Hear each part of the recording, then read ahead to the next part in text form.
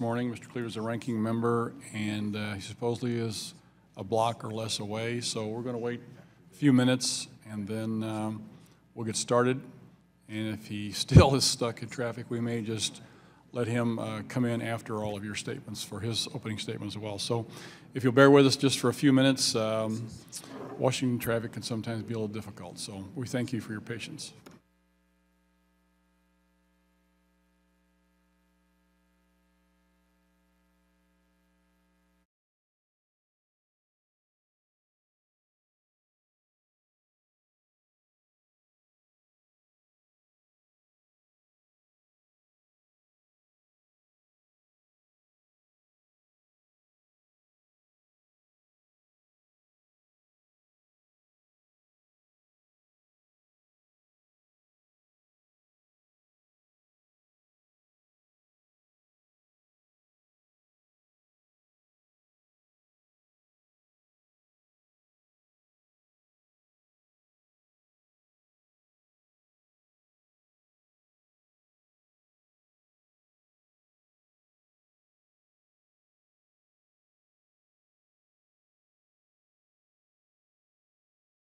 To make it through our Washington traffic here and has joined us. So let's call the committee to order.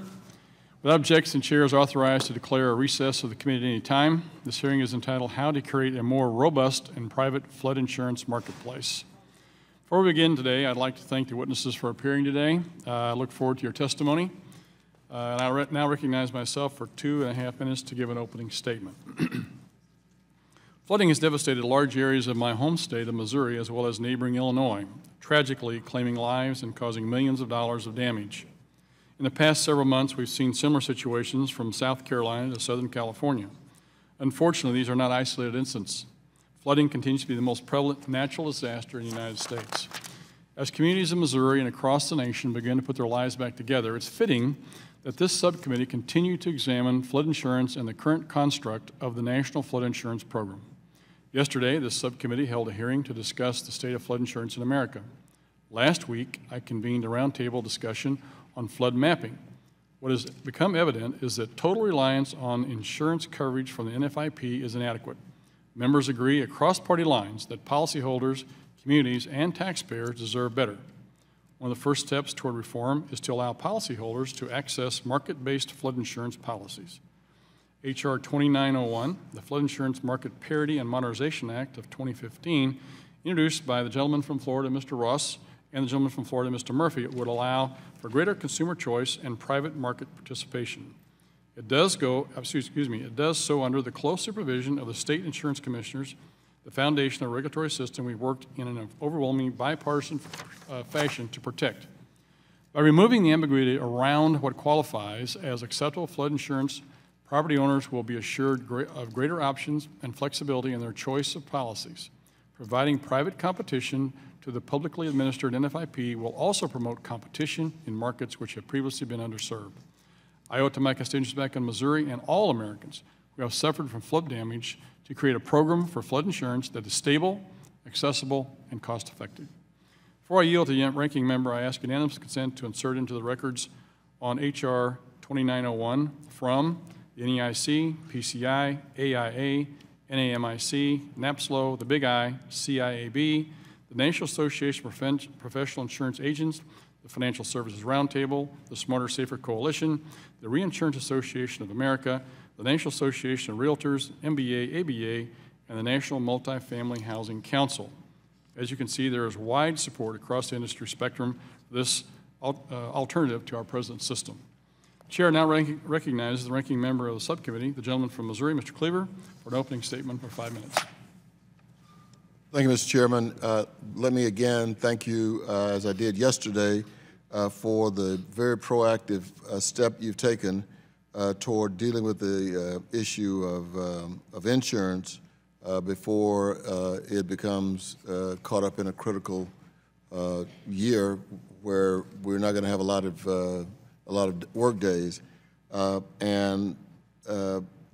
think it is appropriate for us to continue, as you've already begun, hearing issues that relate to the flood insurance.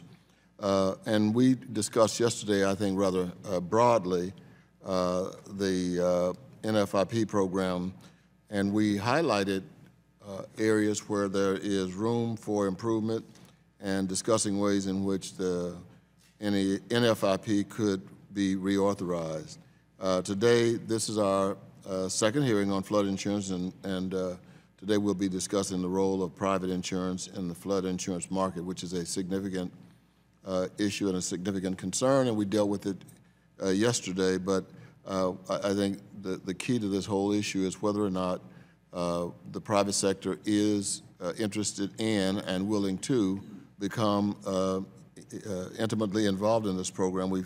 We've attempted this over the years. The program was created in 1968 to provide flood coverage to consumers who were unable to get coverage from the very limited private market. The NFIP is responsible not only for providing flood insurance, but for developing flood maps and promoting mitigation activities.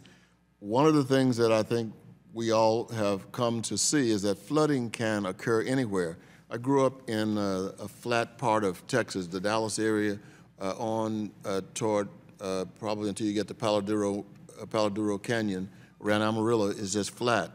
And last summer, in this flat land, there was all kinds of flooding.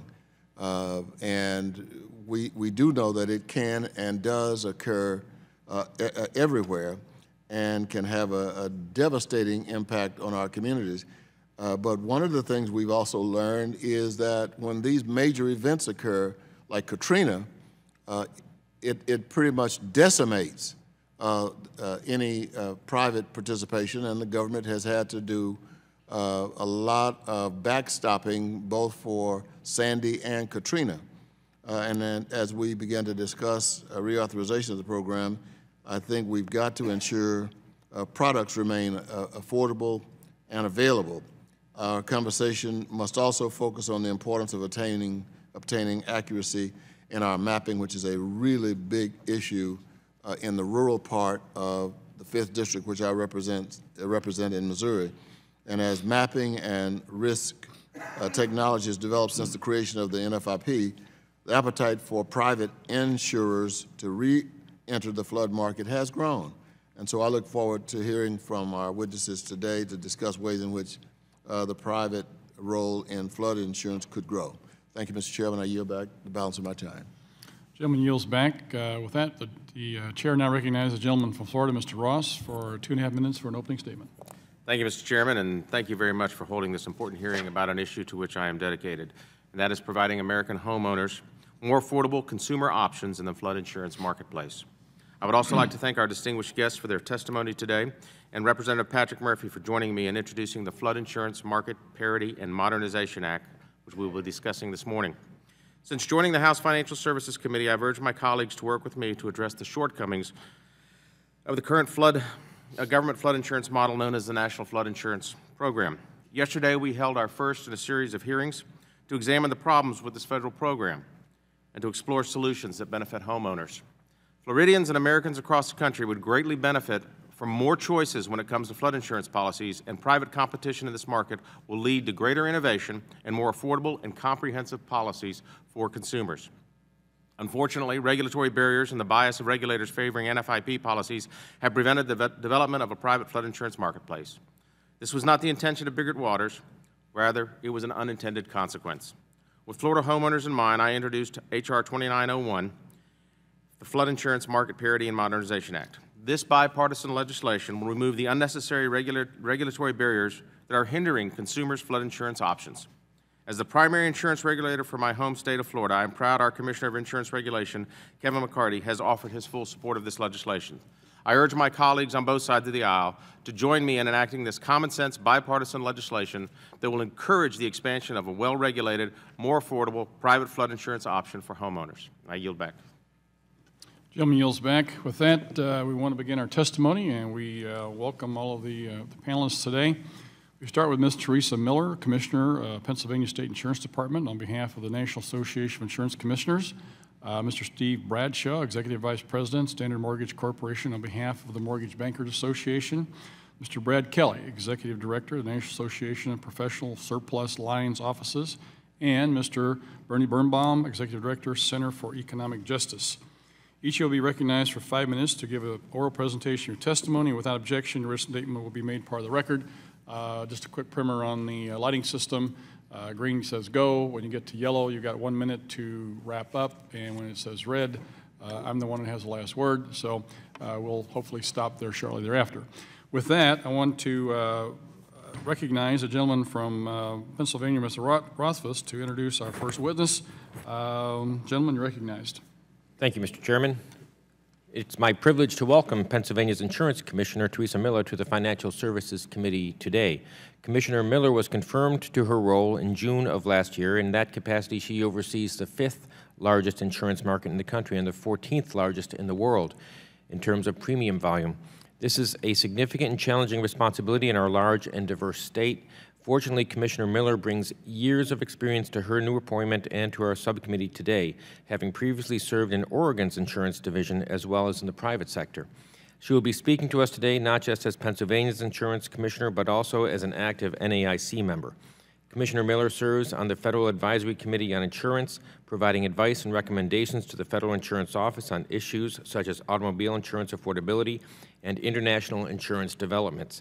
Given Pennsylvania's history of flooding and ongoing concerns about the impact of flood insurance policy on its citizens, I expect Commissioner Miller to provide welcomed insight into the future of NFIP and impactful reforms for the committee to consider. Thank you again for coming, Commissioner Miller, and I yield back. Thank you, gentlemen. With that, Ms. Miller, you're recognized for 5 minutes. Good morning. Thank you, Chairman Lutkemeyer and Ranking Member Cleaver, and thank you, Congressman Rothfuss, for your kind introduction. I appreciate the opportunity to testify today to provide state insurance regulators' views on issues surrounding the development of a private flood insurance market. Facilitating increased private sector involvement in the sale of flood insurance will help promote consumer choice and spur competition. It will also provide homeowners necessary coverage, often at greatly reduced costs. In Pennsylvania, we're finding that in many cases, private carriers are willing to offer comparable coverage at substantially lower costs than the NFIP. In one instance, a property owner would have paid a $7,500 annual premium with the NFIP, but found private coverage for a little over $1,400. Another homeowner was quoted a $6,000 annual premium by NFIP, but found a private policy for $900. Like other types of new coverages, private flood is being developed and offered first by the surplus lines insurers. These insurers typically insure unique or otherwise difficult to underwrite risks that the admitted market is at least initially reluctant to insure. As detailed in my written testimony, we have significant authorities to ensure consumers in the surplus lines market are well protected. These authorities include capital, surplus, and eligibility requirements on surplus lines carriers, as well as the ability to hold both the insurer and the broker responsible for any misconduct. As the private flood insurance market grows and more companies offer coverage, including admitted companies, our regulation will continue to evolve to meet the size and the breadth of the market, as well as the needs of consumers. However, more can be done to help facilitate the development of this market, providing consumers more choices and more affordable coverage. One of the objectives of the Biggert-Waters Act was to create opportunities for the growth of the private market as an alternative to the NFIP. Unfortunately, the definition of and the regulatory environment surrounding private flood insurance is at odds with this objective, making it more difficult for insurance regulators to protect consumers and ensure availability. The Flood Insurance Market Parity and Modernization Act addresses these concerns, which is why I'm here today to support it. Specifically, we find it troubling that the Biggert-Waters empowered federal banking and housing regulators and the GSEs to apply their own requirements related to the financial solvency, strength, or claims-paying ability of private insurance companies from which they'll accept private flood insurance. This is highly problematic, as banking and housing regulators neither have the expertise nor the experience to regulate insurance companies or markets. Moreover, they have regulatory objectives that, while laudable, are fundamentally different than insurance consumer protection and fostering competitive insurance environments.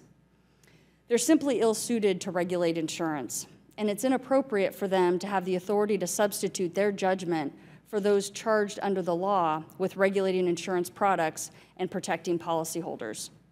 To address this, H.R. 2901 includes important language clarifying that state insurance regulators have the same authority and discretion to regulate private flood as they have to regulate other similar insurance products and markets. We very much appreciate these clarifications as they're critical for NEIC's support for this legislation. Another impediment for entrance into the market is the vague definition of private flood insurance included in Biggert Waters. In order for a private market to evolve, insurers need flexibility to tailor insurance products to meet consumer needs. Biggert Waters does not allow for innovation, but rather focuses on ensuring policies don't deviate from rigid criteria. This is despite the fact that private insurers may be able to offer additional coverage features or greater limits at a more affordable price. H.R. 2901 provides a clearer definition of private flood by clarifying that state insurance laws solely govern over the insurance transaction. It will ensure that state insurance regulators have the flexibility to approve private flood insurance coverage that is responsive to the needs of their states and constituents while complying with their state's regulatory requirements. These clarifications will assist in removing the restrictive and confusing language in current law to help prompt more insurers to enter the market if they're willing. In conclusion, state insurance regulators support efforts to further develop the private market to help consumers with access to additional options for private flood insurance products and coverage at potentially more affordable prices. We appreciate very much Congressman Ross and Murphy's leadership on H.R. 2901 and look forward to continuing to work together as this bill moves forward. I appreciate very much the opportunity to be here on behalf of the NEIC. Thank you. Thank you, Ms. Miller. Mr. Bradshaw, you're recognized for 5 minutes. Good morning, Chairman Luetkemeyer, Ranking Member Cleaver, and members of the subcommittee. My name is Steve Bradshaw, and I appreciate the opportunity to testify today on behalf of the Mortgage Bankers Association. I'm currently Executive Vice President of Standard Mortgage Corporation, a lender and servicer headquartered in New Orleans, Louisiana. The company was founded in 1925 and currently services approximately 28,000 residential mortgage loans throughout the Southeast. This past August marked the 10th anniversary of one of the most significant flood events in U.S. history, Hurricane Katrina. We experienced the massive devastation firsthand. Approximately 3,500 of our servicing customers sustained significant flood damage to their homes. And on a more personal note, nearly 2/3 of our staff lost their homes. As a result of Hurricane Katrina and 2 other significant storms in the fall of 2005, more than 1 million housing units were damaged across 5 states. There's no doubt that the National Flood Insurance Program was a key component of the Gulf Coast recovery, just as it has been for other communities across the country that have sustained major flooding or are flooding today. But there is also no doubt that the NFIP needs to be reformed. The program is now $23 billion in debt and simply not sustainable as it is. The federal government cannot and should not bear the full burden of post-disaster recovery. Congress recognized when it passed Biggert Waters that private sector flood insurance must be allowed to develop in order to ensure a stable, sustainable, and affordable market. Expanding flood insurance options will make it easier for more homeowners to obtain flood insurance. A competitive flood insurance market will expand available insurance options, lower costs, and increase the number of at-risk properties that are insured. In other words, we're expanding the pool. For example, many homes that were destroyed in Katrina were not located in a special flood hazard area. Homes outside those zones are not required to have flood insurance. As a result, mortgage servicers like us were liable for the costs when those homes were wiped out. The MBA believes that increased private sector involvement can also serve to shift some of the burden, not all of the burden, some of the burden of post-disaster recovery away from the federal government and to the private sector. This will limit taxpayer exposure to future flood losses.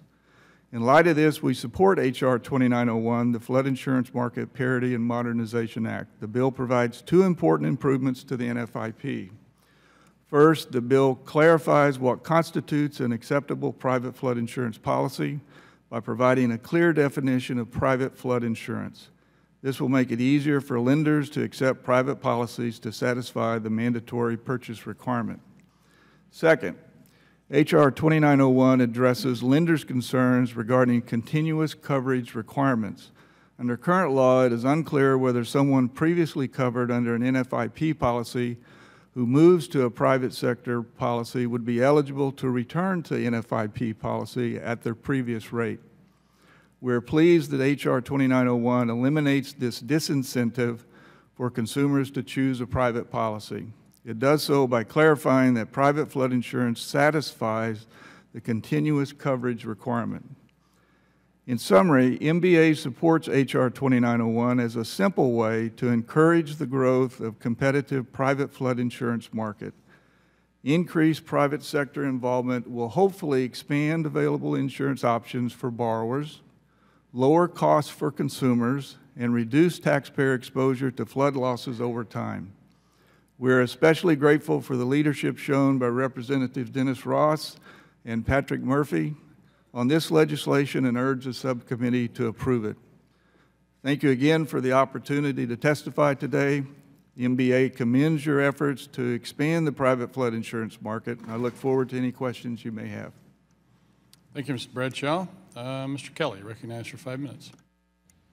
Good morning, Chairman Luetkemeyer, Ranking Member Cleaver, Chairman Hinserling, and members of the subcommittee. My name is Brady Kelly. I'm the Executive Director of the National Association of Professional Surplus Lines Offices based in Kansas City, Missouri. Thank you for inviting me here today to testify on 2901. Surplus lines is a $40.2 billion market, and NAPSLO members broker and underwrite a very high proportion of that. Our market, often referred to as the non-admitted market, exists to provide insurance coverage for non-standard and complex risks and to provide cover for risks that exceed what the standard market is either willing or able to underwrite. It is the state's approach to regulating that market, which includes providing it with freedom from rate and form regulation, that allows it to work as this effective supplement. This fundamental principle is part and parcel to its effective operation and regulation. Consider, for the example, the impact of catastrophic losses that cause standard carriers to either withdraw or significantly curtail underwriting in certain regions of the country or in certain lines of business. Exhibit 1 of our testimony tries to illustrate that. Market responses to CAT events by measuring the rates at which surplus lines premium has shifted either up or down over time in relation to total U.S. property casualty premium. You see events like the Northridge earthquake, 9/11, the hurricanes in 2005. They're all followed by very clear spikes in surplus lines premium, spikes that exceed the growth of the overall property casualty market. And then you see the reverse being true in years following that, where CAT losses are lower or as the standard market readjusts. Without this safety net, consumers would be left without coverage for their commercial risks and/or their personal assets. These same fundamentals apply in the case of private flood insurance. Consumers whose flood risks do not fit within the terms and limits of the NFIP or whose risks are declined by the standard market will look to our market, surplus lines, for the solution. It's important to point out that this is not new. Why might that be? Property exposures may exceed the $250,000 limit within the NFIP on a residential property, or the $500,000 limit on a commercial property. Homeowners may want replacement coverage rather than actual cash value for their property. They might want to insure additional structures, list other properties on one policy. They might need additional living expense, basement exposure, and/or business interruption for a commercial entity. These examples, coupled with communities or zones that are not eligible for NFIP coverage, mean consumer alternatives are absolutely essential. Our written testimony includes some facts and figures about the size of the surplus lines flood insurance market, and while you'll see that they represent a relatively small proportion of the overall market, without it, consumers who need it would have no alternative. This is precisely why we strongly support H.R. 2901. Although our market is currently allowed to provide private flood insurance, the 2012 law created uncertainty for lenders and consumers. Specifically, lenders became uncertain about accepting surplus lines policies in light of the law's requirements, and because it authorized federal banking and housing regulators to apply their own requirements on private insurance companies. No regulations have been developed since that time, and it's prolonging this uncertainty. Uncertainty is the problem, but H.R. 2901 is the fix. It simply ensures our market's continued role in solving unique and complex flood risks that exceed or differ from the options available through either the NFIP or the standard market. In addition, H.R. 2901 maintains the authority and primacy of state insurance commissioners in regulating private flood insurance. Because of their experience, their strong track record, their success in regulating the U.S. business, we obviously strongly support that. We've also provided written testimony describing how the states regulate the surplus lines market. I think Commissioner Miller's already done a pretty thorough job of describing that. So let me simply reiterate the importance and degree of each state's authority over both the insurance company and the surplus lines broker in a surplus lines transaction. As a result, the 2015 AM Best report illustrates an exemplary solvency record for our market. It's included as another exhibit in the testimony. H.R. 29 will solve the problems and concerns shared by the insurance and banking industries by preserving our market's ability to offer options to consumers. Without it, consumers who need it will have no alternative. Legislators on both sides of the aisle have expressed a desire to not just extend, but to also improve the NFIP going forward, and I think the witnesses over the last couple of days certainly agree with that. We believe H.R. 2901 is a positive step in that direction because it enables the private market to develop, and it allows the NFIP to focus on those properties with repetitive losses and their goal of flood loss mitigation and prevention. We appreciate Congressman Ross and Murphy for introducing the bill. Again, we thank you for the opportunity to be here. We look forward to working with you as this bill moves forward. Thank you. Thank you, Mr. Kelly. Mr. Birnbaum, you're recognized for 5 minutes. Thank you. Chairman Luetkemeyer, Ranking Member Cleaver, and members of the subcommittee, my name is Bernie Birnbaum. Thank you for the invitation to speak to you today. The availability and affordability of flood insurance is a critical issue for individual and community well-being, economic development, and a resilient and sustainable future. I've worked on these issues for over 20 years as an insurance regulator, consulting economist, and consumer advocate. Your invitation to testify asks whether the NFIP as it is presently constituted represents an ideal model for the effective protection of residential and commercial property owners from damages relating to flooding. The answer to that question is a resounding no for a number of reasons. The primary problem of the NFIP is the multiple and conflicting goals that Congress has tasked the program with and the constraints and requirements Congress has placed on the program.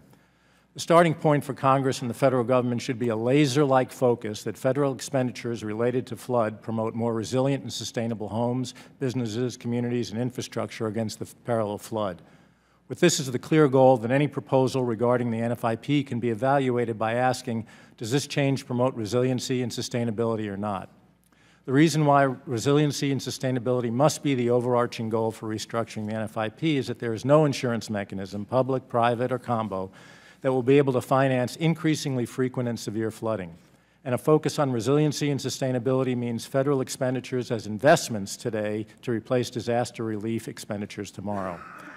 The way forward, there's a great opportunity for greater reliance on private insurers and markets to provide flood insurance, but H.R. 2091 is not the approach to accomplish this, and certainly not the approach to make the NFIP more financially sound or achieve greater resiliency and sustainability. The best approach is for Congress to achieve these goals is to require that flood be covered in standard residential and commercial property insurance policies and subject to the same state-based regulatory framework that exists for homeowners and commercial property insurance today. There are 4 key actions needed by 2017. 1, get the NFIP out of the business of being a flood insurance company by requiring that residential and commercial insurance policies sold by private insurers cover the peril of flood. The requirement turns flood back to the states where all other property insurance products and markets are regulated and back to private insurers, reinsurers, and catastrophe modelers who have the capability and capital to provide flood coverage more comprehensively and efficiently than the federal government. 2, transition the NFIP from a direct provider of insurance to a mega catastrophe reinsurer utilizing the successful model of the Terrorism Risk Insurance Program. 3, address the affordability problem of flood insurance with federal, state, and local assistance outside of the insurance system, no subsidies and insurance pricing, with an overwhelming emphasis on assistance for loss mitigation as the tool to create more affordable premiums. And 4, reauthorize the NFIP during a period of transition. As we've seen over the last decade, the congressional changes to the NFIP have lurched from efforts at longer-term reform to responses to current crises, with the responses to current crises often contributing to bigger problems down the road. H.R. 2091 is a response to a current issue. Federal agencies have been slow in promulgating rules regarding private flood insurance, and surplus lines insurers see an opportunity to pick off NFIP policies that are mispriced due to NFIP rating practices. H.R. 2091 will not address the longer-term problems of the NFIP, will not meaningfully promote private market participation in the sale of flood insurance, and will create bigger problems in the future when a flood event occurs. H.R. 2091 attempts to encourage private flood by defining private flood to include surplus lines insurance for residential properties and by eliminating federal oversight, removing current consumer protection requirements for private flood, removing the authority of federal agencies to implement those requirements, and removing the authority of government-sponsored enterprises, GSEs, to establish standards for the claims-paying ability of insurers, which they already do now for hazard insurance. Surplus lines or non-admitted carriers can be distinguished from admitted insurers in the following ways. Admitted insurers are licensed by a state insurance department to sell certain types of insurance. These insurers are subject to regulatory requirements for the filing and approval of policy forms and rates, are subject to the state's consumer protection laws regarding unfair trade practices and unfair competition, and importantly, participate in the state guarantee fund, which pays claims in the event the admitted insurers become insolvent. In contrast, surplus lines insurers are not licensed by state insurance departments.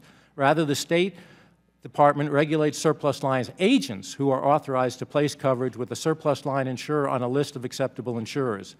Surplus lines policy forms and rates are not subject to regulatory oversight, and surplus lines insurers do not participate in state guarantee funds. I understand the theory behind H.R. 2091 is that admitted insurers are not willing to write private flood, but surplus lines insurers would be if certain requirements, such as comparability with the NFIP policy or claim settlement requirements, were relaxed. The story continues that once surplus lines insurers are offering private flood, admitted insurers will be more comfortable. I've seen no empirical evidence to remotely suggest admitted carriers will do as suggested. I have seen surplus lines insurers write business that admitted insurers would have written, and I have seen personalized business migrate from the admitted market to surplus lines when permitted to do so to take advantage of fewer consumer protection requirements.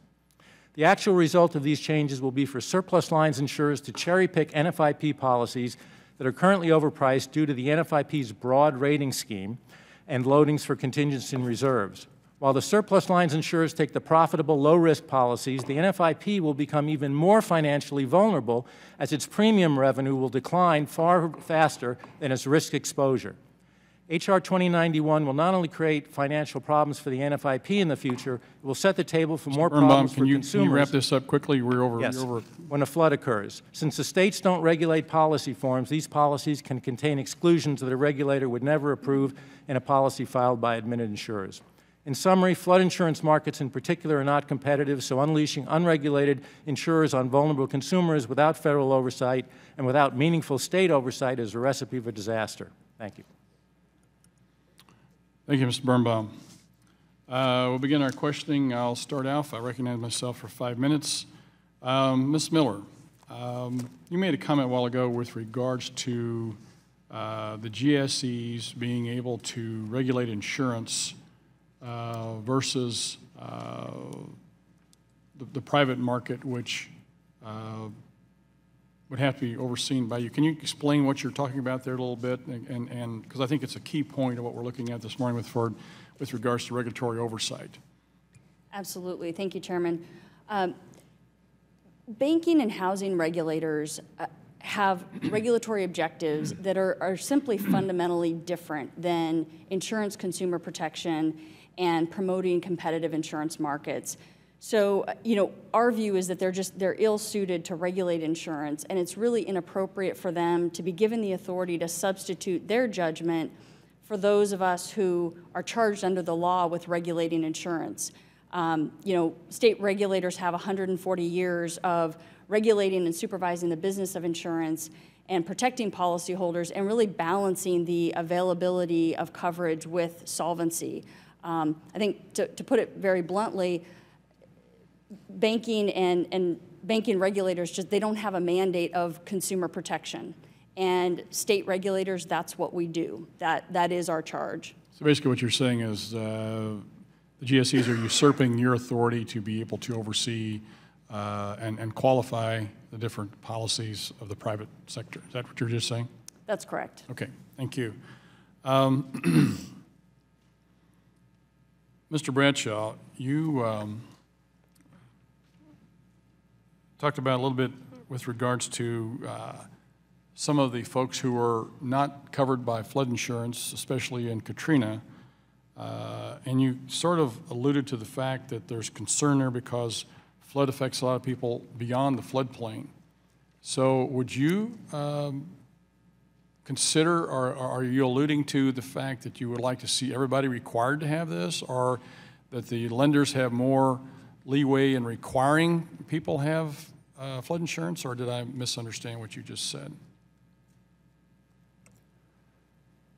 With regards to requiring everyone to have flood insurance, the answer to that is no. That's not the position of Standard Mortgage. It's certainly not the position of the Mortgage Bankers Association. With regards to expanding the options for insurance coverage to be available, Standard Mortgage is very interested in that. During Katrina, there were a number of people that were flooded. Due to the nature of FHA insurance, just as an example, is that if someone floods, if they're not in a flood zone, so there's no flood insurance, and if they then abandon their home, then under the FHA program, it's up to Standard Mortgage to repair the home in order to file the claim against FHA. So that puts us in the business of insuring FHA. So we believe with a new type of program that could be developed by private insurers that other people may be interested in attaining insurance even when they're outside the zone. Okay, thank you. Mr. Kelly. Mr. Birnbaum, I made a statement a minute ago that caught my attention, that surplus lines don't belong to the guarantee associations of states. Did I understand that statement correctly, Mr. Birnbaum? Did you make that statement? Okay. That's a very key point from the standpoint, I think that surplus lines are where you look to be able to provide flood insurance. Is that the case, Mr. Kelly? It is the case. Surplus lines insurers do not, they're not backed by guarantee funds, but there's good reason for that. I mean, if you look at the types of coverages written in the surplus lines market, there are oftentimes not coverages that would fall under the general limits of the guarantee funds that exist for the standard market. You've also got, again, the AM Best report that shows an incredible solvency record for the surplus lines market. 11 years of no financial impairments compared to, I think, 207 impairments in the standard market over that same time period. You look at the ratings of surplus lines carriers. They're all in the excellent to good category compared to ratings in the standard side that aren't quite as good. So we tend to believe that coverage is typically inadequate for the size and limits of commercial policies covered by surplus lines carriers. We believe they don't incentivize strong corporate financial operations, and guarantee funds, in our opinion, would add an unnecessary burden on the surplus lines consumer, given the stellar financial strength of the industry. Okay, thank you. My time's expired. Recognize the ranking member, Mr. Cleaver from Missouri, for 5 minutes. Thank you, Mr. Chairman. Yesterday, I asked our witnesses if any of them believed that we needed to end the NFIP, and there were no hands raised, so I'm interested in whether this panel sees it the same way. Are there any of you who believe that we need to eliminate the NFIP? Just raise your hands if you... Yes, I think we need to eliminate the NFIP as a direct provider of insurance and transition it to a mega reinsurer along the model of the terrorism risk insurance program, because the private market is in a much better position to deliver the coverage of flood in the standard homeowners and commercial property insurance policies than the NFIP with a separate flood insurance program. But wouldn't the rates be higher for the consumers than they are right now for the NFIP? I would, no. Certainly for some, but for the vast majority of consumers, the rates would be less because the private market could deliver the coverage of flood far more efficiently. Number one, there are fewer administrative costs because you eliminate a second insurance policy. Number two, you eliminate a lot of claim settlement costs because you no longer have an insurance company and the NFIP both trying to settle a claim and deciding who's responsible for it. We saw that problems with that after Hurricane Katrina, which is whether the insurers who were responsible for settling the claims were trying to say, well, is it a claim that's wind that we cover, or is it a flood coverage that the NFIP will pay for? So there are a lot of reasons why the private market could introduce efficiencies that the NFIP couldn't. So for the vast majority of consumers, the actual coverage for flood would be less expensive than from the NFIP. And of course, there still remains the issue that for some consumers, it's unaffordable. And that still has to be addressed the same way it does for the NFIP.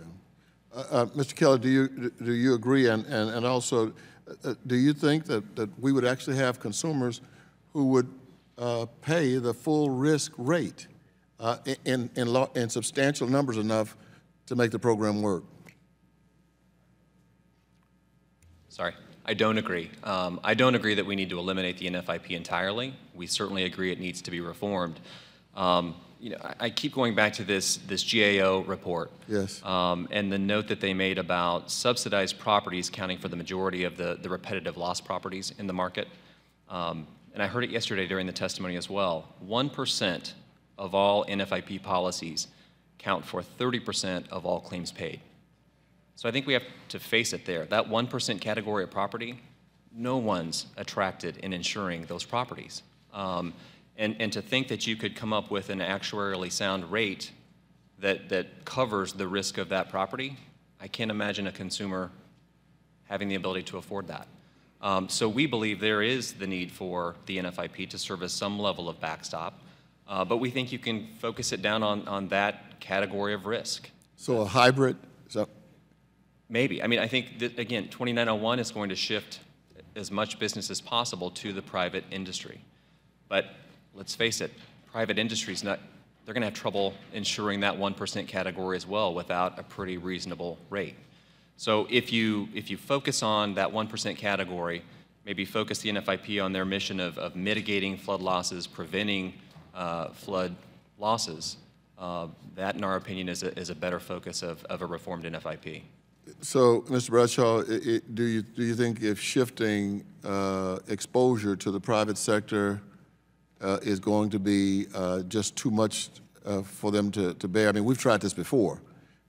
So, you know, we're talking about shifting more and more exposure to the private sector. Do you think that would run away private sector participation, or would they be jumping for joy? Well, we don't know what the private sector is going to do because they're not in that business on a large role today. So it's something to us that's worth trying. Of course, in Louisiana, we have a high concentration of risk. We're very eager to have as many choices in order to expand home ownership and to provide an affordable option. And to me, there may be something akin to the relationship we have with the FHA and the GSEs and the thrifts and everybody that's serving. That's bad for my colleagues here, so use another, no, inside, go ahead. Well, there's a, pardon me for going off, we're interested in expanding options. We're interested in seeing flexibility for the consumer. Thank you. I'll yield back to balance my time, Mr. Chairman. Gentleman yields back. With that goes to the gentleman from New Mexico, Mr. Pierce, recognized for 5 minutes. Thank you, Mr. Chairman. Appreciate your testimony. Ms. Miller, thanks. Your testimony is extraordinarily clear and precise, especially in your recommendations. You recommend that more flexibility is needed. under bigger waters. Could you describe that flexibility just a little bit, flesh that out a little bit more? What would it look like? So, Congressman, I think what we're looking for is a clear definition of private flood insurance. That's been one of the biggest difficulties with the Bigger Waters bill, is that the definition is just not very clear, and it's created. If we were to ask you, would you have a sentence that would clarify that? I think that's what H.R. 2901 does. It provides and that. you think that it completely does that? Right. Okay, I needed reassurance. My friend, Mr. Ross, sometimes has to be, you have to brand him to make sure. Okay. And Mr. Kelly, your testimony seems to hint that there's not much reason for a private market, but that's pretty much in contrast to Ms. Miller's. Do you not find the private market? In other words, she gave 3 examples, and if 3 people can get an insurance, then it's almost out there for everybody. Do you not find examples of that, or is this something specific to her state? No, I don't mean to suggest that. I think there are opportunities. What we've tried to specify, and what we have to go back and reiterate, is that the surplus lines market is generally not the market of first resort. It's a market that exists to supplement what the standard market isn't willing to or is unwilling to underwrite.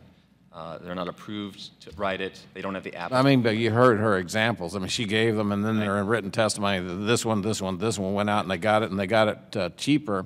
Right. I mean, and sitting up here, not knowing a thing about insurance except that I pay for it once in a while, usually my wife does, but not knowing much more than that, it's confusing, and that's all I'm trying to solve. I'm not trying to pick at you or anything like that. Sure. We just so you just don't find the private market as viable as what she does. That's all I want to understand. I am confusing you. I don't mean to suggest that. I think her examples are good ones, and there was an example given yesterday by a member here. I think it was a property in Florida where, part of the property is in the flood zone, but the structure itself was way up on the hill, is never going to see water. The fact that our market, surplus lines market, can come in and specifically underwrite that property, even though it's classified a specific way by the NFIP, we can say, we know that structure's never going to flood, and we can rate. Well, yeah, so that gives me the impression that it's a specialty market for special circumstances. And Ms. Miller, again, is that the case, that these 3 examples you gave, they weren't just people going out and shopping off the shelf? That these were examples where somebody specifically went and said, oh, we'll insure that, that's pretty easy, and it's not like the rest of the flood? Or was it kind of a broader market? That's all I'm trying to assess. Congressman, it's a good question, and I don't mean to suggest that this is a big market even in Pennsylvania. We're starting to see increased interest by surplus lines carriers in particular, but the examples I gave you are examples my department's aware of, but I'm not trying to, this is still a very limited market. I'm not trying, frankly, from my perspective, I'd like to see if we could grow it and make sure that consumers know that the option is there. I think many of us would like to see that same thing. Mr. Birnbaum, so Ms. Miller adequately points out, and she's talking about making sure that there's viability. So Mr. Kelly has on page 9 of his report, and I'm sure you dissected it as well as I did, but so page 9, he's got the rating agencies. If you took time to watch the movie The Big Short, you see, and if you watched the circumstances play out, the financial industry had all the rating agencies, and frankly, they were rigging the game. The AAAs weren't AAA at all, and some people made a whole lot of money by saying they're going to fail, and they did. So if we were to look at the soundness of the ratings, that the best ratings I think Mr. Kelly referred to, in your experience, would that tell us that those ratings are going to be adequate, or is that game cooked too? We just haven't found it out yet. Please open your microphone, please. First, no, it's not adequate. If you look at the way state insurance regulation deals with admitted carriers, there's extensive oversight of the financial condition of admitted carriers, which is far more extensive than over surplus lines carriers, number one. But number two, this whole idea that somehow the Bigger Waters gives the GSEs somehow responsibility for financial regulation of insurance companies is a real mischaracterization. Saying that they can determine the claims paying ability means that they can require that the insurer have a certain credit rating of, say, an AM Best rating of B or more, which is precisely what they do now for hazard insurance. So the bigger waters doesn't give regulatory authority to the GSEs. It simply says you don't have to take any insurance policy that comes your way. You can require an insurance policy with an insurer who's demonstrated a claims-paying ability, either by a credit rating agency rating of B or more or something along those lines. So that's why it's important to keep that in bigger waters. All right, thanks. Appreciate it. Yield back, Mr. Chairman. Almost time's expired. With that, we go to the gentlelady from California, the ranking member of the full committee, Ms. Waters. Thank you very much, Mr. Chairman, for holding this hearing. These hearings are very important because we're dealing with a rather complicated issue of how to have a national flood insurance program that serves our public well. Let me apologize to everybody for Biggert Waters. I'm the Waters of Biggert Waters. And I have been apologizing for many months and helping everybody to understand the unintended consequences of Biggert Waters. And we tried to straighten that out with the bill that we passed that helped to reduce the cost of the premiums to our consumers, et cetera, et cetera. But I want you to know that I'm very interested in whether or not we can have a private-public operation that will do the best job for our constituents. And I have been working with Mr. Murphy and Mr. Ross, and I really do commend them for the attempts that they have made to try and have this a bipartisan issue, this bill that we're discussing today, 2901. But I recognize there are some concerns. And I think that, Mr. Burbam, you have identified some of the same concerns that I have. But I want to know from you, do you think it's possible to have this more private participation and involvement in the ways that Mr. Ross and Mr. Murphy would have it? And do you think we can work this out? Well, I think, yes, absolutely, we can get more private market involvement in flood insurance. But with respect, I don't think H.R. 2091 is the way to go with that. And you know, one of the problems with the NFIP is the various and conflicting requirements. Make insurance affordable, but not only have premiums that are sufficient to pay claims, but pay back all of the claims in the past that were far in excess of the revenues. So when you have those conflicting things, you know, how do you address that? So what would happen with H.R. 2091 is that the surplus lines insurers would cherry pick certain policies. Right now, the NFIP looks at a special flood hazard area and has 30 different levels of risk, with 1 being the highest elevation and the lowest risk, and 30 being the lowest elevation and the highest risk. They then average the claim cost for that, for everyone in that. The surplus lines insurers are going to come in and pick off everyone from 1 to 14, leaving the NFIP with everyone in 15 to 30, with the result that the NFIP is stuck with the worst and most risky claims, but no more revenue per se to deal with that. So you're going to create more financial problem for the NFIP down the road.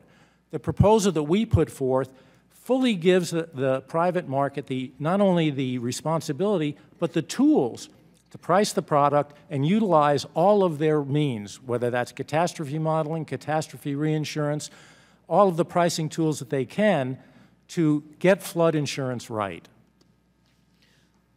And so would you just briefly describe your proposal?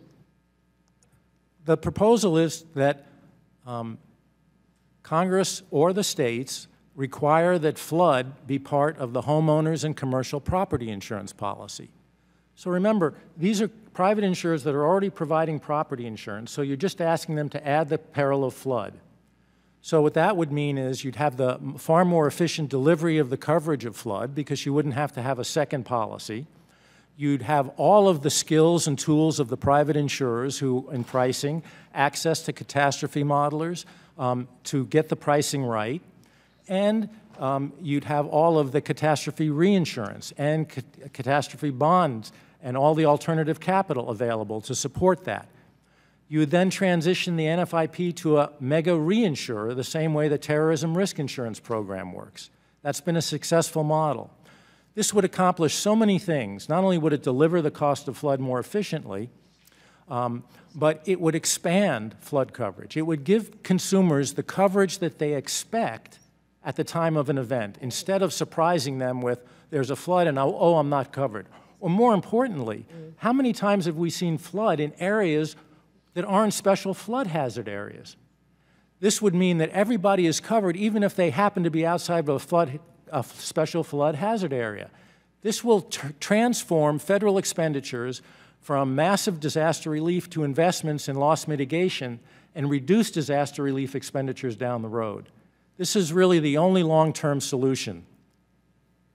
Well, if I may, Mr. Chairman, what you're indicating is mandatory insurance for everybody to participate. I agree with you. First of all, the debt that Biggert Waters attempted to address was just impossible. We can never pay that down or take care of that. So what would you say about, constituents who would say, I don't live in a flood zone, I'm not, I shouldn't be responsible for those people who decide they want to live in places that they know, where they know they're at risk. What would you say to a politician about that? Well, the beauty of having the flood as part of the private market, the private flood, or the homeowners or the commercial property, is that insurers would price the coverage of flood according to the peril. So for consumers who lived in areas that didn't have a high exposure to flood, they'd pay little or next to nothing for it. For consumers who lived in a high floods risk area, they'd pay a lot more. But the private market would reflect these risks a lot more responsively than the NFIP, because the NFIP is required to go through this lengthy process with the flood maps. So imagine if that same process were required for wind coverage, the way homeowners insurance is sold today. That would be a disaster for providing wind coverage. So by turning this over to the market, everyone pays their fair share, instead of the system today, which is a bunch of hidden subsidies. Taxpayers are there are some taxpayers who live in areas without much flood who end up paying for flood because the federal government has lent $24 billion to an NFIP program that still isn't financially sound. So there are subsidies there, not only from one set of NFIP policyholders to others, but there's subsidies from taxpayers to other taxpayers. Mr. Birnbaum, I'm going to need you to wrap it up a little. Okay, so by moving this to the private market, you would introduce a lot more equity in the price of flood insurance, and you would make it a lot more transparent. Thank you very much. I appreciate that, and I'm hopeful that you can work with us as we try and figure out what we're going to do to reform the National Flood Insurance Program and have some private involvement in it. Thank you, Mr. Chairman. Thank you. Gentlelady's time has expired. The chair now recognizes the gentleman from Florida, Mr. Posey, for 5 minutes. Thank you, Mr. Chairman. And again, I'd like to express my appreciation to Chairman Lugemeyer for holding these hearings and his efforts to help us get ahead of this issue a little bit. The National Flood Insurance Program, currently $23 billion in debt. That's about the clearest indication we can ever have that it's not working in its present form. And from the hearings that we've held so far, I'm encouraged that at least every member seems to be able to agree on that.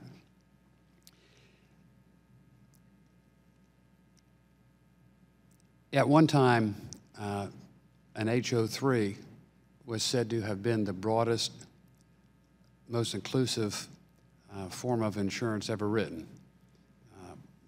HO3 standard homeowners insurance policy not only covered a lot of perils such as fire and wind at one time, it had liability coverage in it if your kid shot the neighbor with a bow and arrow, and theft provisions, pretty broad, and don't know if that's still the case. It's still considered to be the broadest, but the question I have is a historic one, if any of you could answer it, and that is if flood was ever included in a standard property insurance policy before, homeowners or otherwise. Can any of you answer that question?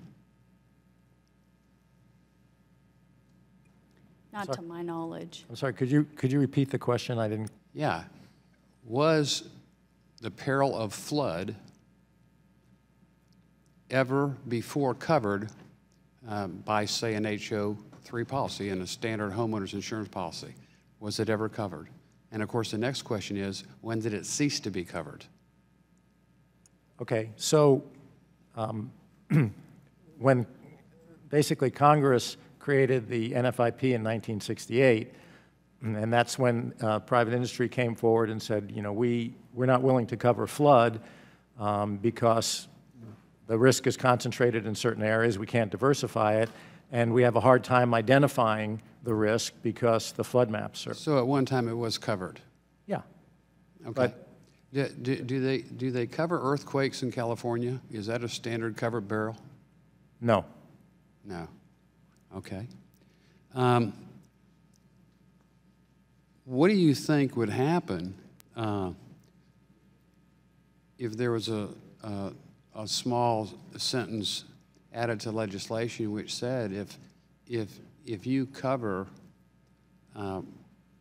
any property insured, which has a mortgage insured by the federal government, you shall not exclude the peril of flood from the coverage? What do you think would happen? Oh, well, I think what would happen is that private insurers would start offering the coverage of peril of flood in their homeowners policies, and if they didn't, then state residual markets would be providing that. So, for example, in Florida, just as right now, if a company isn't willing to write wind coverage, and consumer would go to Florida Citizens. So if a company weren't willing to write flood, then in the policy, then the consumer would go to Florida Citizens. But the ability for companies to write flood today is completely different than it was 40, 45 years ago. Companies have access to catastrophe modelers. They have access to very, very distinct and clear and detailed itemization of risk. There's access to reinsurance and alternative capital that didn't exist 45 years ago. So the opportunities are there. There just needs to be a nudge from the government to do so, and that nudge would be a requirement that they include it. I'm not opposed to that concept for sure, but you know, I must say that Citizens puts Florida taxpayers on the hook greater than any other risk ever known to the citizens of Florida. Had Citizens had as broad of coverage pre-2004 and 05 hurricane season as it does now, Florida would probably be in as bad a financial state as Detroit. So, you know, that's definitely not a real clear answer to have a government-owned insurance company be the largest one in the state with never enough reserves when you live on a hurricane-prone peninsula to cover innumerable losses. Fortunately, you know, our states cannot just print more money and go into debt. They have to actually, they have a constitutional requirement to balance their budget, and they can't pull the escapades that the federal government can. So anyway, I see my time has expired, Mr. Chairman. Thank you very much. Thank you. The gentleman's time has expired. The chair now recognizes the gentlewoman from Ohio, Mrs. Beatty, for 5 minutes. Thank you so much, Mr. Chairman, and to our ranking and to our witnesses today. First, let me say that I support what Ranking Waters said in relationship to wanting to be able to look at a public-private operation. So I'm going to try to get through two quick questions, one to you, Mr. Birnbaum, and one to you, Mr. Bradshaw, as it relates to the National Flood Insurance Program and privatization. To you, Mr. Birnbaum. We've certainly heard some interesting testimony here, and I've had an opportunity to look through your written statements. And one of the concerns I have is the area of moving away from the National Flood Insurance Program to privatization. So I'm concerned, I'm sure my colleagues on both sides of the aisle are concerned or should be concerned, and I know FEMA is also concerned when you look at the $23 billion in debt.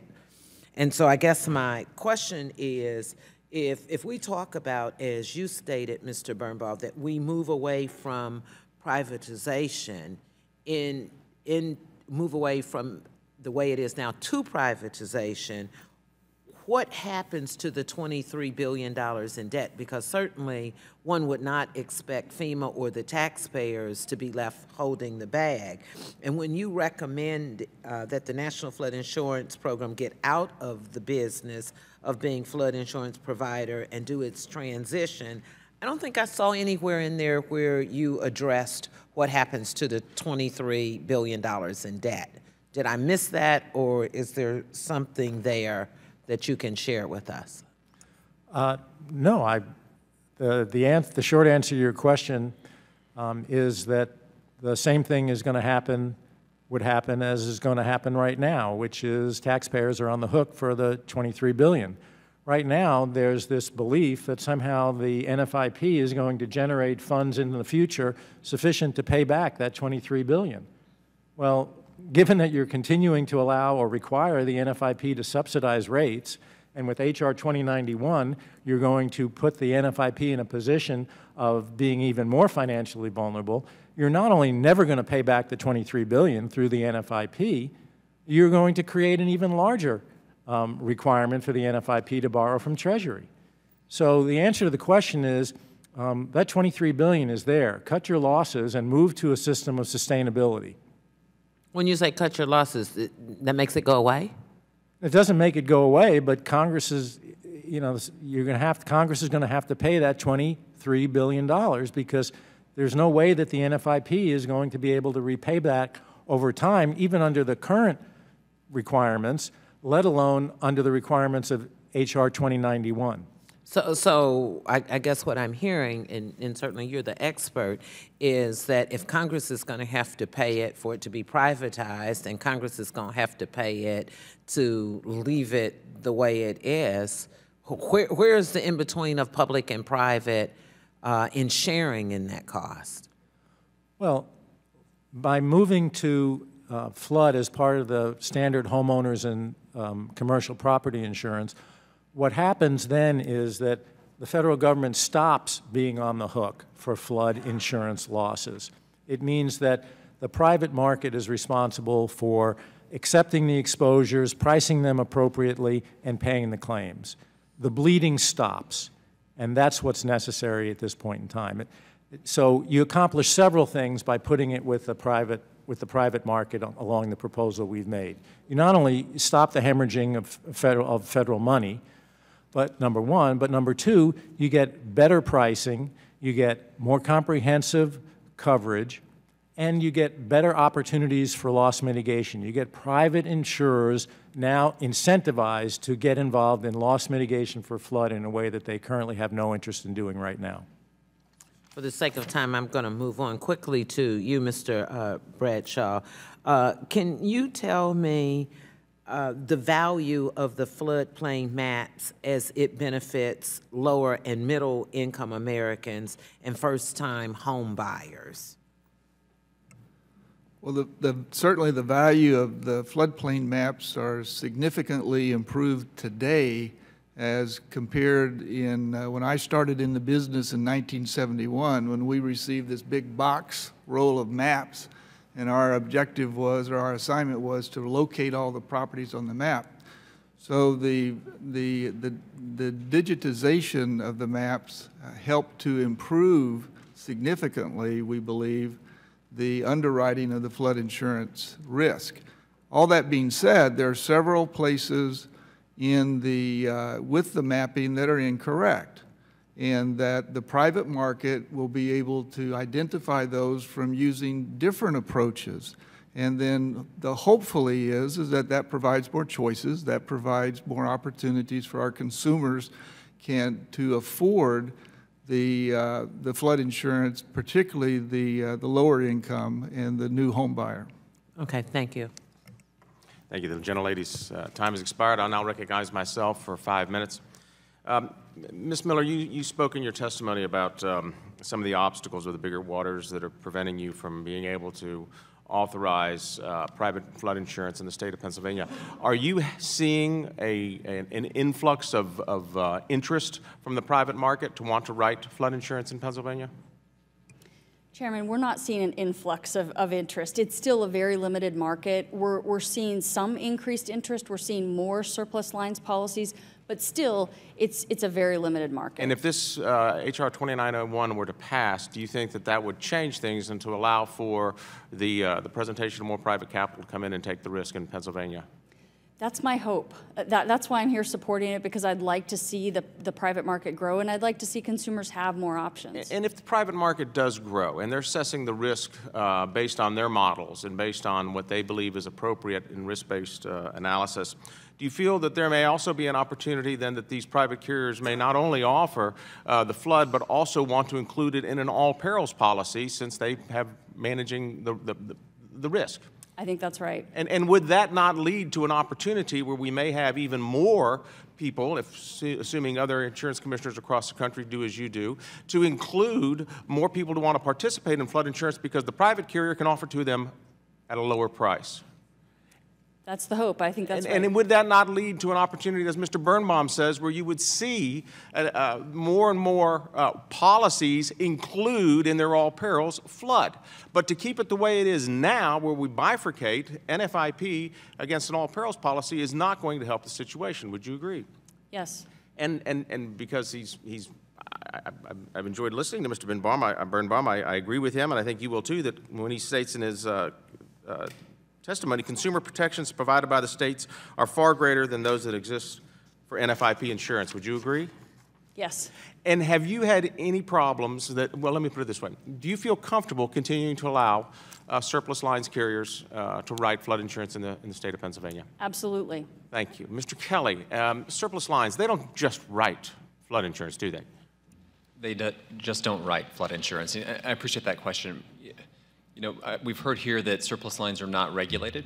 We've heard that they're not licensed. Correct. And if you would discuss those. Simply incorrect. Every surplus lines insurer is licensed in a state. It may not be licensed in every state, but in order to be eligible to write surplus lines insurance, as Commissioner Miller described, you have to be licensed in your state of domicile. So the regulation of that insurer from a financial solvency, from a market conduct perspective, none of that varies between the standard market and the surplus lines market. And surplus lines are currently writing flood insurance policies now. Absolutely. And here's why. I mean, not just because of the Bigger Waters Act, but because for decades you've had consumers whose solutions weren't solved by the limits of the NFIP or whose didn't have a standard market option. So under the law, surplus lines carriers can write policies, and is the number of policies growing over time in flood insurance? I mean, I doubt it significantly, but is it growing? You know, it's not significant. You've seen the stats in my testimony, and I'll just recap them here. We've got about 6 states, some of the biggest states, that capture flood insurance data. And those 6 states, which represent about 50% of our surplus lines market, wrote $134.1 million in flood premium in 2014. And then, because of my time is limited, would H.R. 2901 assist and facilitate in the increase of policies available and being purchased by consumers for flood? Yes, it would. Thank you. We talked about mitigation yesterday. And I think the overall goal of a flood insurance policy, as in any insurance policy, is to have the minimization of risk with the benefit of an affordable policy. Because if you don't focus on that, then what you're providing is nothing but relief. And relief is not where we want to go, because that creates FEMA, and then that creates greater problems without any control. So what benefit is there in making sure that we allow for incentives to mitigate the risk? And what benefit is being provided, or incentive is being provided by right now by NFIP for that mitigation?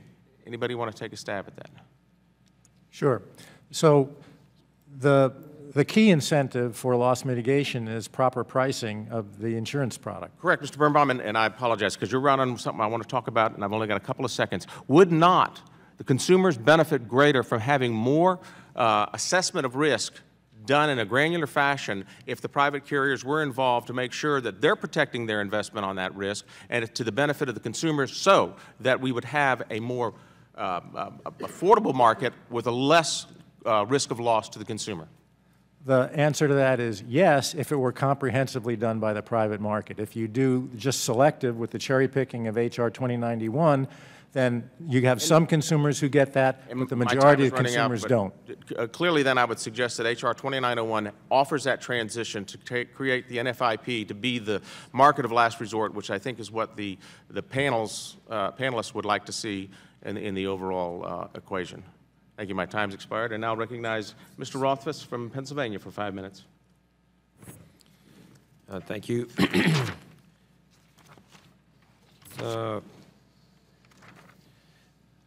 Ms. Miller, I'm going to talk a little bit about the surplus lines insurers. You mentioned in your testimony that there is a growing appetite in the surplus lines market to provide private flood insurance coverage, and that Pennsylvania has had some success with surplus lines carriers offering flood insurance. Taking a national perspective, do you feel comfortable with surplus lines carriers writing private flood policies?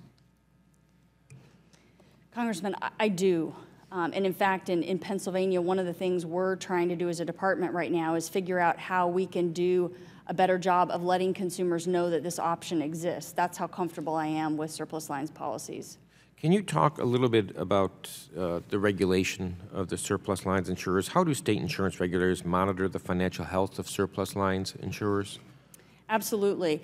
As Mr. Kelly indicated, surplus lines carriers are licensed in the state of their domicile. So in that state, they are meeting the capital and surplus requirements that the admitted carriers are meeting. And so even though we talked about earlier the fact that the guarantee fund doesn't apply to surplus lines, there is financial monitoring of surplus lines carriers. And even in non-domiciliary states, there are capital and surplus requirements on surplus lines carriers, as well as carriers who are not domiciled in the U.S. So I'm comfortable we have a lot of financial regulation protection. But also, we have, in a state like Pennsylvania, if we have a surplus lines carrier that is not domiciled in Pennsylvania, we still have authority over the placement of that insurance with the surplus lines broker and the opportunity to go after that broker if there's misconduct. But we also have, I think it's really... What kind of misconduct are you talking about? If they, for example, in Pennsylvania, we have a requirement that they notify policyholders that, for example, the guarantee fund doesn't apply. If they misrepresent the policy somehow, or if they place the policy with a non-admitted or a non-eligible surplus lines carrier, we can go after that These are basic consumer protection items that you're talking about. Exactly. We also enforce the requirements related to the eligibility of surplus lines carriers to operate and sell policies in our state. So if we have concerns about the financial soundness of a surplus lines carrier, if they're not paying not paying claims timely, or if they're willfully violating our laws, we can declare them ineligible to sell policies in our state. Additionally, in Pennsylvania, we have what's called the Unfair Insurance Practices Act. I think states have similar laws that are probably titled a little bit differently. And these, again, are consumer protection statutes. They make sure that claims are paid appropriately and that the insurer and the broker are not misrepresenting policies and what's covered. And this act applies to surplus lines carriers just like it applies to admitted carriers. Great. Mr. Birnbaum, you expressed concerns in your written testimony about the level of regulation and policyholder protection for surplus lines or not admitted insurers. In fact, on page 21 of your testimony, you state that Ross Murphy, quote, sets the table for more problems for consumers who purchase the surplus lines policies when an event occurs. I would point out that Commissioner Miller from my home state reports that at least 5 surplus lines carriers have sold flood insurance in Pennsylvania, writing around 1,000 policies, and that the state closely monitors surplus lines business. What evidence do you have to show that state insurance commissioners or state regulators have not protected consumers, particularly with policies sold through non-admitted carriers via surplus lines? Sure. So with admitted carriers, regulators... What evidence? I'm looking for what evidence that you have where you can show me where this has been an issue. Well, the evidence is that regulators don't have authority to approve forms or rates. Commissioner Miller, in the last few weeks, has issued a bulletin on price optimization, telling insurers that they can't use a consumer's willingness to pay to determine the price that they charge the consumer. She has no authority to do the same thing for surplus lines insurers. And it's the same thing with other rate issues and other policy form issues. A surplus lines insurer could include a provision in the policy. You're saying could.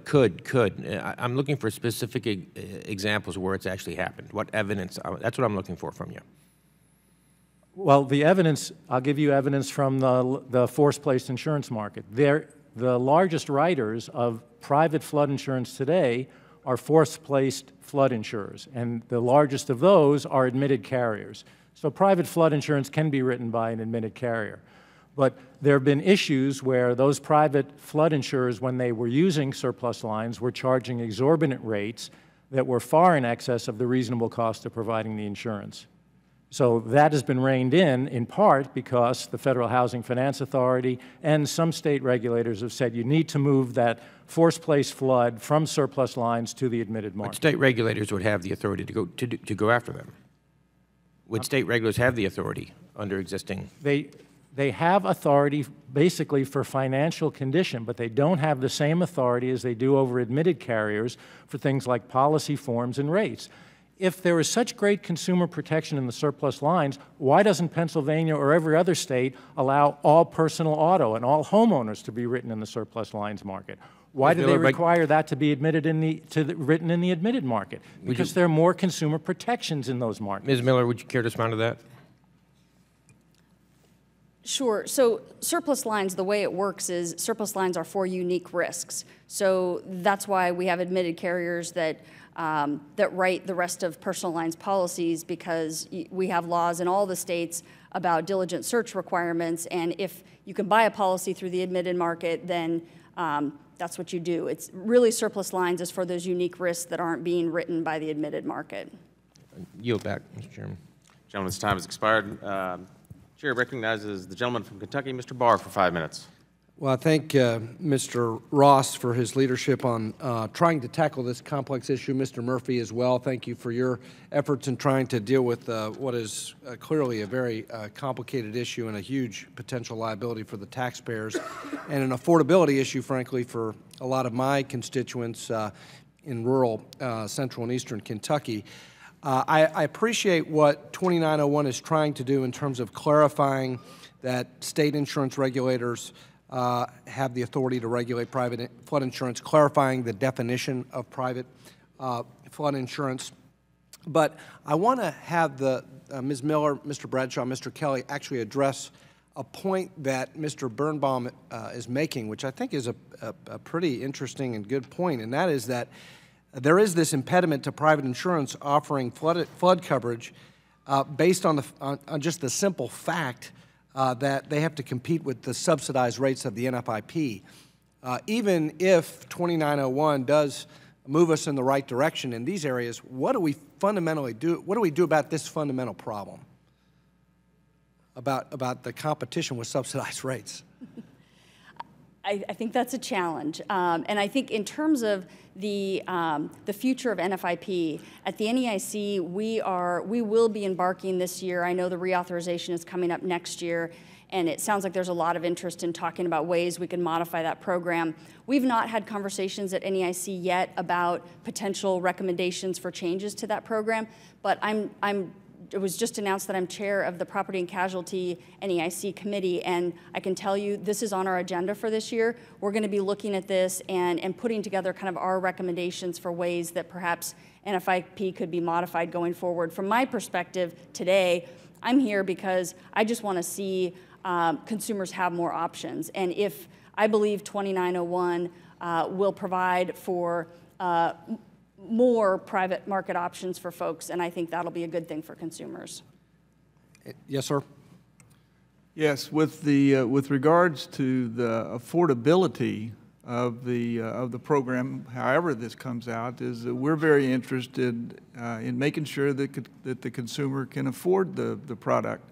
We believe that competition will bear that true. we have a unique position in Louisiana where we have such a high concentration of flood risk. Very much of it is required. Very numerous of our customers are required to have flood insurance. And so the impact by NFIP in a huge change in the premium not only affects our consumers, but the property values, and so which we have a high level of interest in, because at the end of the day, we're the guys that are protecting the investors. So we're very interested in that. We would see it that it's somewhat like the relationship with FHA in the general market of lenders and of guarantors in the mortgage business, is that FHA has a role. Looking back to the 88s, in the late 80s of the oil bust, is that FHA was the only program in town. So the NFIP does serve a significant and a long-term benefit. Thank you. And as we move to Mr. Kelly, if you could answer just two specific questions as we, in response to Mr. Birnbaum's testimony. In your view, as an advocate of 2901, what is preferable about Ross Murphy to the TRIA model that Mr. Birnbaum is advocating? What is preferable to the surplus line solution, to the TRIA model that Mr. Birnbaum is advocating? And secondly, could you respond to Mr. Birnbaum's contention that 2901 would give surplus lines insurers the ability to cherry-pick NFIP policies that are overpriced and low risk, making the NFIP more financially vulnerable? I'm really interested to hear your thoughts on that. Thank you for that question. With respect to the TRIA model concept, I think 2901 does a very different job of pushing this coverage to the private market. TRIA mandated that the private market offer terrorism coverage. This is giving the private market the opportunity to get in and figure it out, to invest in underwriting processes, and get the experience to develop products. Many standard companies, I think, over time, will probably add flood to the standard homeowners policy like we've talked about here. It's just going to take time. I think it will happen. It's just going to take time. And much of that experience will transpire out of what the surplus lines market is able to do. Second question? The issue of cherry picking. Issue of cherry picking. The issues you're trying to balance here are affordability, availability, financial stability of flood insurance. Terms like cherry picking, adverse selection, they obviously have very negative bias when referring to private companies and their business decisions based on sound financial models, actuarial data, capacity, risk appetite, and experience. The private market's financial stability is in all of our, especially the consumer's, best interests. Making decisions about the types of risks to write, regions to write in, capacity to allocate to those regions, those are essential elements to maintaining a solvent, viable marketplace. So regardless of which risks you transfer from the public to private balance sheet, this starts to transfer some of them and reduces the long-term exposure to the subsidized federal government. Thank you. I yield back. Gentleman's time has expired. With that, go to the gentleman from Texas, Mr. Williams, for 5 minutes. Thank you, Chairman, and thank all of you for your witnesses' participation today. Mr. Birnbaum, you heard I'm from Texas. And in your testimony, you specifically state that private insurers can offer flood insurance and can do so more efficiently and effectively than the NFIP. Now, I'm going to agree with you 100% on that, and I believe the federal government has gotten way over its head on this issue like it does with a lot of things. But you also state that H.R. 2901, which I am a co-sponsor and proud to be one, will not address the longer-term problems of the NFIP, will not promote private market participation in the sale of flood insurance, will create bigger problems in the future when flood events occur, and will eliminate state regulatory oversight. So, 3 questions. Number 1, how can H.R. 2901 totally eliminate state regulatory oversight? H.R. 2901 removes from Biggert Waters the limitation that private flood insurance can be written by surplus lines for commercial policies. It opens the door to surplus lines for residential flood insurance. By doing so, it means that private flood insurance basically moves out of the admitted market, where there are far more consumer protections than in the surplus lines market. So that's the basis for that assertion. Number two, what's your assessment of the state regulatory system in light of your statement on page 19? Meaning, do you have a lack of faith in the state regulatory process? No, I'm a strong supporter of state-based regulation. It hasn't been an unqualified success over the years, but I'm a strong supporter of it. And the reason, and I demonstrate that strong support by saying that flood, by being part of the standard homeowners and commercial property insurance, then becomes the responsibility of state insurance regulators.